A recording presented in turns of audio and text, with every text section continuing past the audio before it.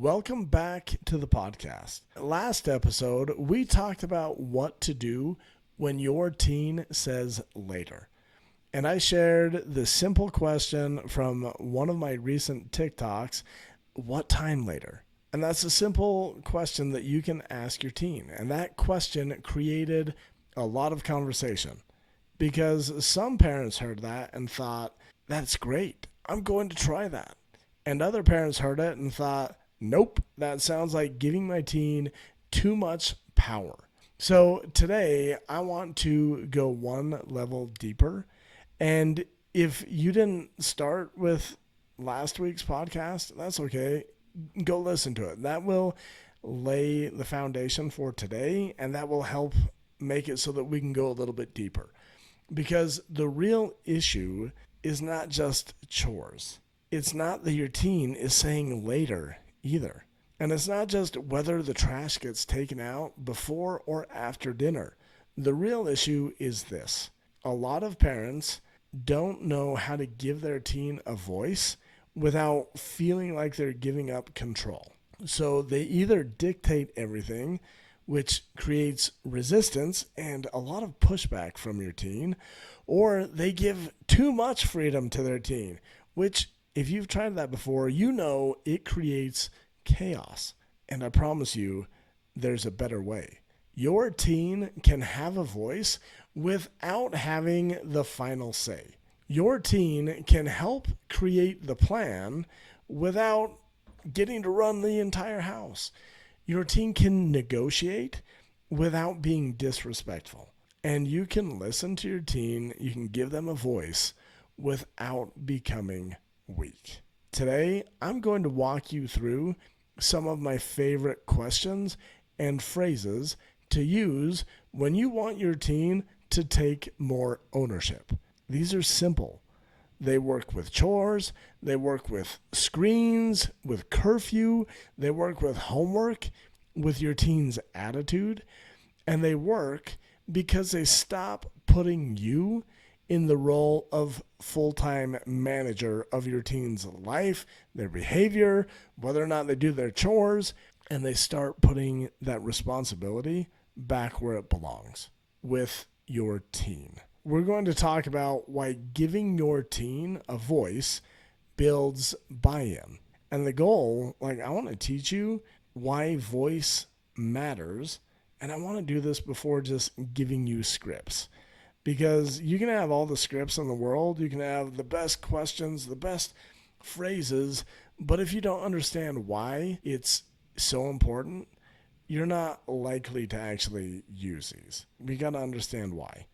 And the truth is, when it comes to your teen is more likely to own whatever agreement, whatever boundary, whatever chore you give them if they have helped create that. Buy-in doesn't just come from being forced to do something.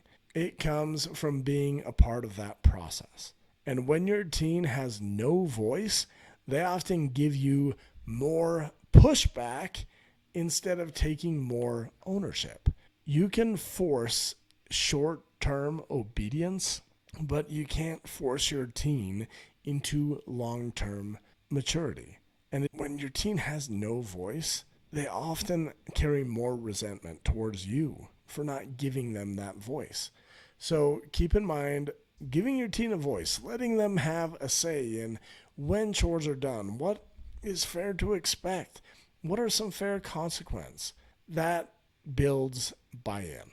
Giving your teen a choice builds buy-in, and then buy-in builds ownership with your teen. Let me give you an example. A lot of parents fall into this trap. I like to call it parenting from the outside in. The parent might say something like, look, you will do your chores by 5 because I said so. I'm the parent. Parenting from the inside out and really showing up as a leader in your parenting says this: these chores need to be done before dinner. What's your plan? And you're just showing up as a leader. You are empowering your teenager. The expectation is still there, but your teen gets to practice ownership. And the important thing is, you're the parent. you have to hold the line. You've got to maintain the boundary. Be in charge. Be the leader. It's going to help you have a backbone, show up in your role as a parent without letting your teen walk all over you while giving your teen a voice. And the only way this works is when you know your role as a parent. You don't want to ask questions that you're not willing to hear the answer to. One example of this, if you can't make Disneyland work, you don't want to ask, what do you guys think we should do? Go to Disneyland or go to the local zoo? You don't want to put yourself in a position where you're giving teens a say in something that you don't want them to have a say in. You also don't want to pretend that something is up for discussion when it's not.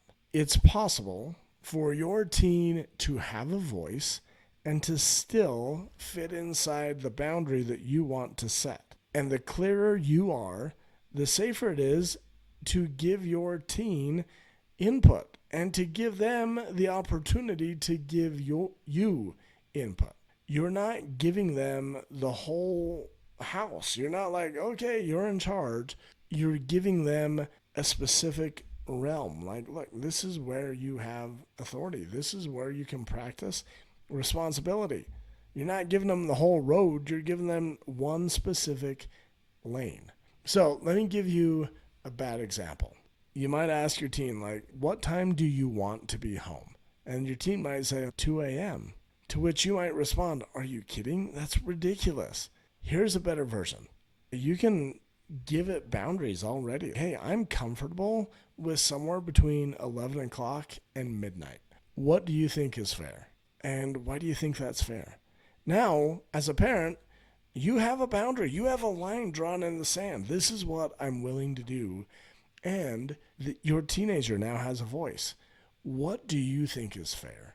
If everything is wide open, your teen is going to push too far. You've heard the saying, give an inch and they'll take a mile. But the problem is, if nothing is open and there's no options, your teen might stop trying. They might stop trying to be responsible. The skill is learning what parts of this boundary are fixed and what parts are flexible. And we can start having discussions there. One of the best questions in getting some conversation with your teenager, especially when it's around something that is important to them, like curfew or being able to watch TV tonight or have screen time. Start with this question. What do you think is fair? This is a simple question that as a parent, you can use for negotiation with your teen. And you can use it for curfew, gaming, chores, spending money, getting rides, staying out with your friends, weekend plans. And the thing is, this question, what do you think is fair? It makes your teen think. It gives them a voice. And you're not promising to agree with them. You're just asking them. You're just exploring with your teen. And if they give you a sucky answer, doesn't matter. Don't panic. Just help them come up with a better answer. I say all the time to my kids, that doesn't work for me. Let's try it again. The point is not to get the perfect answer out of your teen. The point is to start the conversation. So let me give you an example. It might be like this. As a parent, you could say something like, hey, you want to go out Friday night? What do you think is a fair curfew? If you can show up and be like, hey, I know you want to go out Friday night. What do you think is fair when it comes to the time that you're going to be home? Your teen now has the opportunity to think. And in this example, they might say midnight. And you could be like, tell me why midnight? And your teen might be like, because the movie ends at 11:15. It's going to take me some time to drop my friends off and then get home. You're just empowering them. And then you can show up and be like, yeah, that makes perfect sense. I can do 11:45. Or if you agree with them, yeah, I can do 11:30. Midnight. This is not weakness. This does not mean that you're giving your teen the keys to the whole house. This is leadership. This is how you show up as a parent who can demonstrate by modeling the very same skills that you want your teen to be able to use. Another question. When me and my teen, I don't know, we don't agree that something will work, I might ask, what would help this work? Sometimes it's as simple as better motivating my teenager. You can use this, by the way. Say you've set a boundary for the same thing over and over and it just isn't working. You can use this. Hey, what do you think we need to do that would help this actually work? You can use this when your teen avoids homework, when they don't do great at their morning routine, or they're not doing chores, or bedtime is a consistent problem, or screen time and phones, or forgotten responsibilities. The important thing to remember is that you want to stop solving every problem that your teen has, and you want to make them help solve the problem. If your teen helps to create the plan, they have less room to blame you when things go wrong, and they have more room to take ownership. And remember, the goal is not to lecture your teen better. The goal is to help your teen think better. And the goal is to do that together. Here's an example. You could say, hey, son, we keep fighting about homework. What do you think would help this work out better between us? That's powerful. You're giving your teen a voice, and your teen might be like, I just need a break after school. To which you can be like, yeah, that makes sense. How long of a break do you think would help? An hour. Okay, so you get home at 3:30. So is it fair to expect that homework starts at 4:30? Your teen will be like, yeah, that sounds great.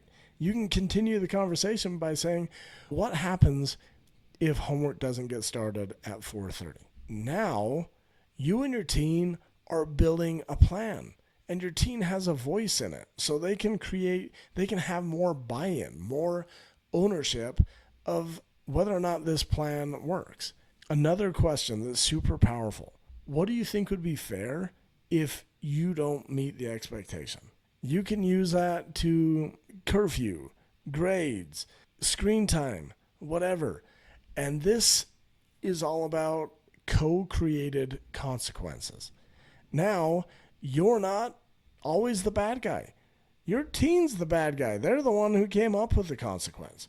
Co-created consequences work better when they're clear ahead of time and they're connected to something that you guys agreed upon. So like maybe when it's curfew, you've said like, hey, what time do you think would be fair to expect you home tonight? And your teen's like 11:30. And you're like, yeah, great. I can get on board with that. What do you think should happen if you don't get home by 11:30? Now you and your teen are co-creating a consequence. You're giving your teen a voice. Well, like, man, if I don't get home by 11:30, how about my curfew is a half hour shorter tomorrow? Don't wait until 11:30 to set a boundary, to have a conversation with your teen about what time you think they should be home or what time they think they should be home.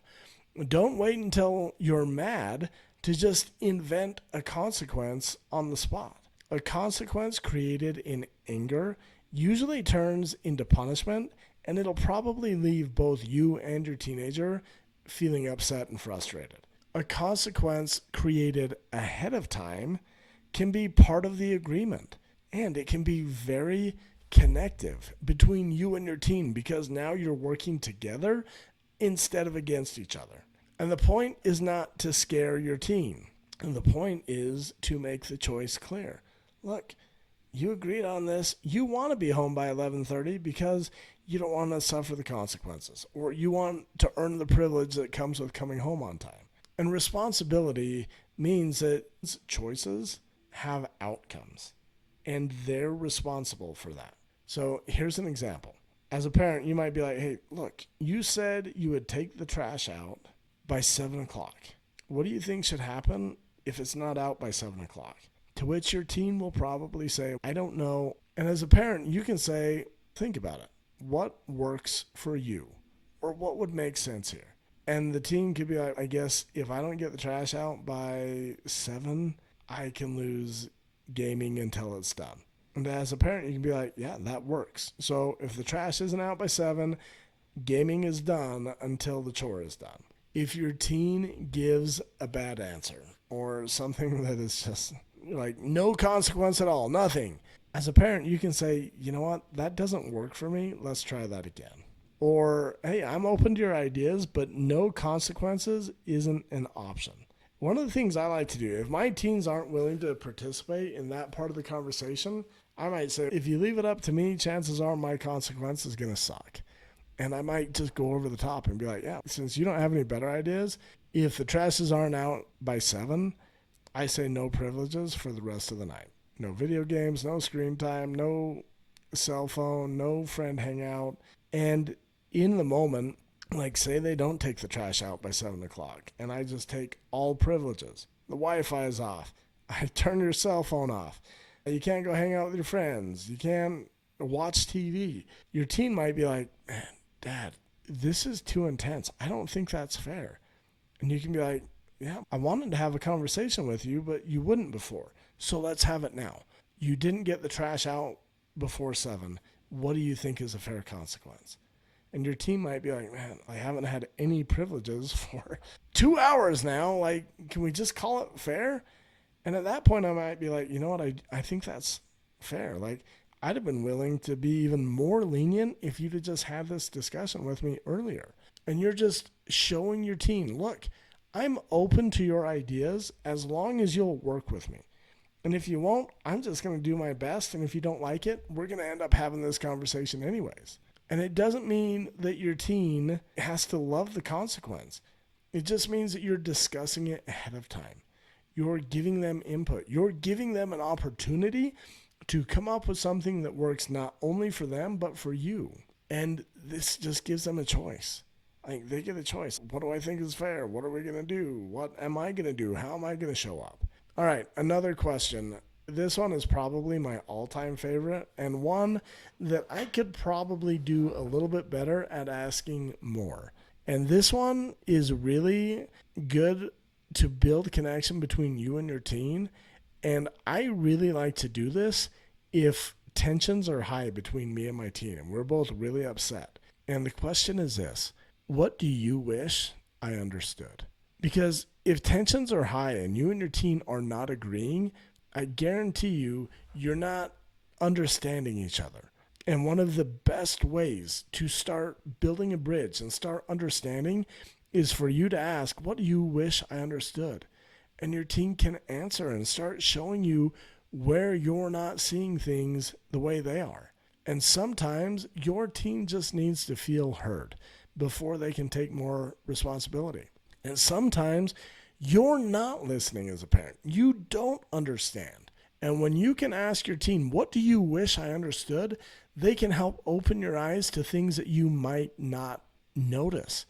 And that's powerful. And keep in mind, listening to your teen does not mean that you and your teen are just going to agree. Listening is not the same as agreeing. And understanding is not the same as giving in. Like, I can understand why my teen wants to go hang out. And I can listen to them and disagree with what time should be fair. And I can understand them, but still have a different idea of what I think is fair. A teen who feels heard is usually less defensive and less argumentative. If your teen is getting into arguing all the time and you're just in a constant power struggle, they probably don't feel heard. And it's really hard to correct your teen or negotiate if you never actually listen to them. And connection doesn't remove responsibility. Like, yeah, I want to be connected with my teens. I want to have a fantastic relationship. But we still need to have room for responsibility for both of us. Connection, it makes responsibility easier to hold. And I've found this as a football coach. The better connected I am to my players, the higher the level of accountability that I can hold them to. It's powerful. So as an example in the parenting world, you might something like, look, I can tell you're frustrated. What do you wish I understood here? And your teen might be like, I hate that you always assume that I'm lazy. And you might be able to say, that's helpful to know. I can work on how I say it. And you're right. Just because you're not doing a chore doesn't mean that you're being lazy. But the chore still needs to be done. That's connection. That's responsibility. You're being responsible for what you say while still holding them responsible for what's within their realm of responsibility. Now, in the last podcast, I mentioned the same team framework. This is something that I teach inside of my $7 boundaries workshop. And this is a concept that I teach all throughout my coaching, whether it be one-on-one coaching with me or inside one of my groups or my memberships. And the process is the same, and it's powerful. The T stands for tune in. Before you react, slow down. Tune in to you as a parent. Ask yourself, am I leading or am I trying to win an argument? The E in team stands for explore together. Ask powerful questions. What do you think would be fair here? What would help this work? What do you wish I understood? The A stands for agree ahead of time. Make the expectation clear before the fight ever comes up. You could say something like, okay, so we're agreeing that homework starts at 4:30. Or so we're agreeing that the chores have to be done before you can get on a screen. And then the M stands for maintain the boundary. And this just means follow through calmly. No chasing, no begging, no yelling, no 19 reminders, just, hey, this is what we agreed to. And the agreement matters because it gives you something to hold. Like, here's the line. This is what we agreed to. Without an agreement, you're just reacting. Boundaries are easier to hold when the agreement is clear and if it is made before the emotions start running high. And remember this as a parent. You don't need more control. You need a clearer process.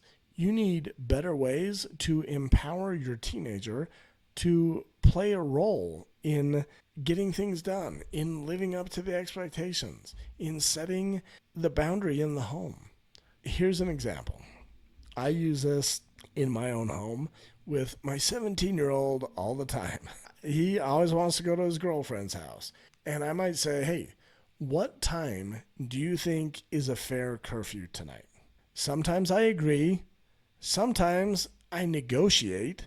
And sometimes I flat out say no. But I want my teen practicing how to think through the situation, how to communicate clearly, and how to take ownership. Then I might ask, what do you think should happen if you come home late? Now, we're not just making a rule, we're building responsibility. Here's an example that I use with my football players. I might ask my team, like, hey guys, what do you want practice to look like today? Or what should happen if we don't bring the energy that we said we would bring to practice? It doesn't mean that I'm letting my players run practice. It means they have a voice. And when they have a voice, they're more likely to buy in. When people help create the agreement, they're more likely to own whatever you guys agreed to. Here's what I want you to do. Pick one situation this week where you normally dictate and just take control and take charge, or maybe you just start lecturing, or you're just chasing your teen, trying to make him do chores, or maybe it has to do with gaming, or maybe it's curfew, summertime, so probably not homework, but it would work there too. And instead of jumping straight into control, I want you to start asking questions. And start with this one. What do you think is fair here? Or what do you think would help this work? Or what should happen if you don't follow through? And then listen. You don't have to agree with everything.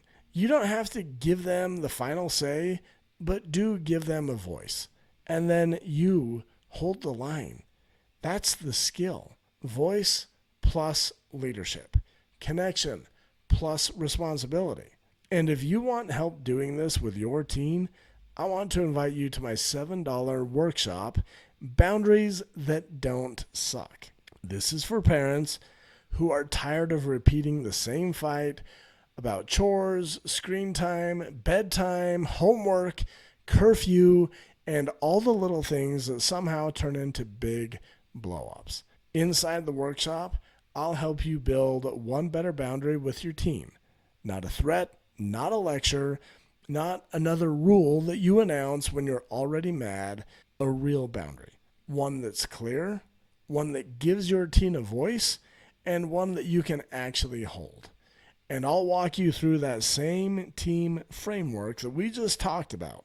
Tune in, explore together, agree ahead of time, maintain the boundary. Because your team doesn't need you to control every move. And they don't need you to just give up and hope that they figure it out. They need you to lead clearly, calmly, consistently. And you can grab that workshop for only $7 at benpewcoaching.com/boundaries. And remember, giving your teen a voice does not mean that you're giving them total control. You're not letting them run the house. It means you're teaching them how to use their voice, how to take ownership, and how to become someone who can handle more responsibility. That's the goal. I'll see you next week.